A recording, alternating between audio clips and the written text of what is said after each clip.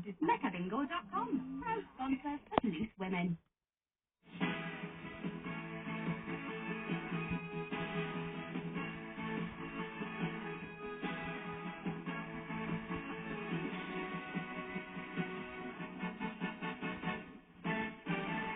On your Tuesday's Loose Women Live, it's Christine Hey, Lambert, Mr. Lamont!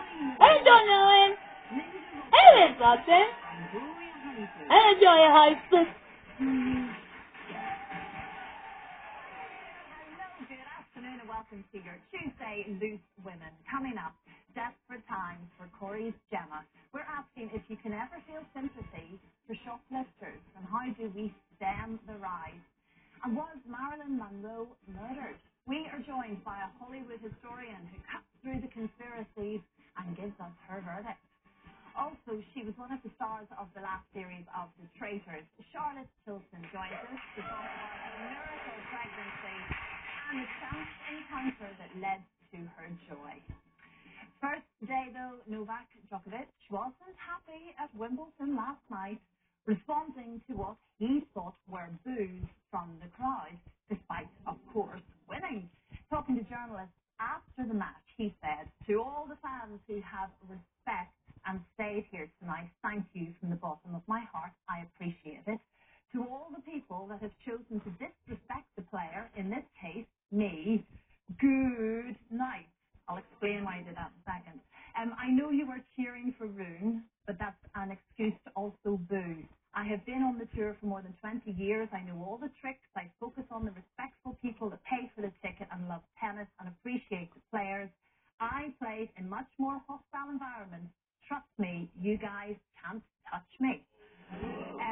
I didn't quite do it in the tone exactly. I didn't sound like it. No, I didn't at all. But if you didn't watch it last night, it was has Roone, R-U-N-E, is the spelling of his name, and so the crowds were shouting Roone, and he thought they were saying every time he did what he thought he, and potentially maybe there were some people that were doing that. I don't know. I know Claire Balding and quite a few other of the commentators were absolutely saying the crowds were cheering for Roone as opposed for booing for Djokovic.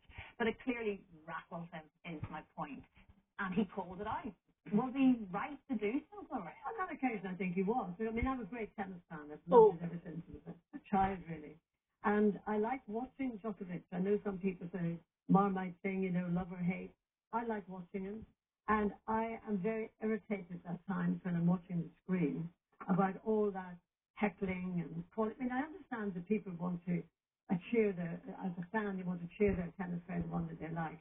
But for me, there's just too much of it. And I think it sort of irritates to watch. It must be very irritating for the player.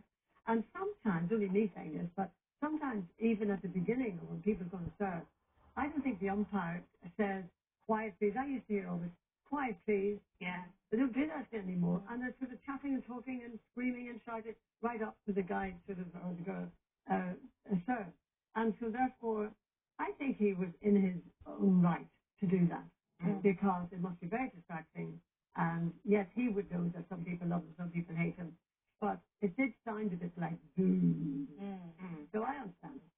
I think for me watching it, though, it was only because of the timing of when he spoke out. This was at the end. He just won. He was being congratulated in front of the crowd. And he took that moment to express his feelings. And fair enough, he obviously just couldn't hold on to it anymore. He needed to speak his mind.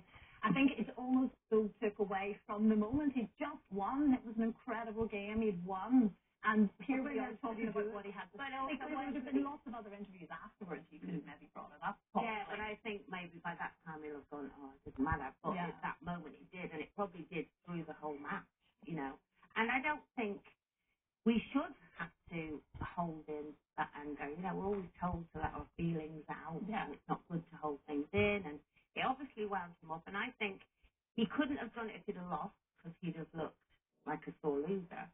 But the fact is he was able to do it and say, it doesn't matter, I know because I won. But it